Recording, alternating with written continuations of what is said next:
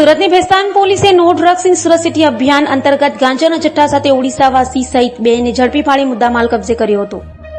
Surat police હાલ no drugs in Surat city અભિયાન ચલાવી રહી છે, ત્યારે સુરતની ભેસ્તાન પોલીસ પણ સુરત પોલીસ કમિશનર તથા અધિક પોલીસ કમિશનર સેક્ટર 2, નાયબ પોલીસ કમિશનર ઝોન 6 અને મદદનીશ પોલીસ કમિશનર આઈ ડિવિઝનના નેજા હેઠળ no drugs in Surat city અભિયાન ચલાવી રહી છે.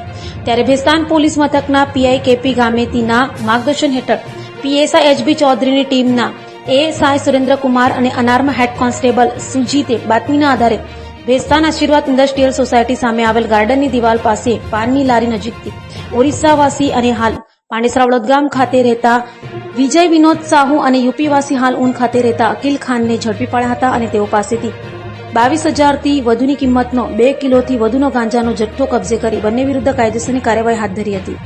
સુરત શહેર પોલીસ કમિશનર સાહેબના માર્ગદર્શન અને સૂચના હેઠળ નો ડ્રગ્સ ઇન સુરત સિટીની ઝુંબેશ ચાલી રહી છે. તે સંદર્ભે ભેસ્તાન પોલીસ સ્ટેશન ગઈકાલે પીઆઈ કેપી ગામેતી તથા સર્વેલન્સ પીએસઆઈ એચબી ચૌધરીના વડપણ હેઠળ એક એનડીપીએસનો કેસ દાખલ કરવામાં આવે છે.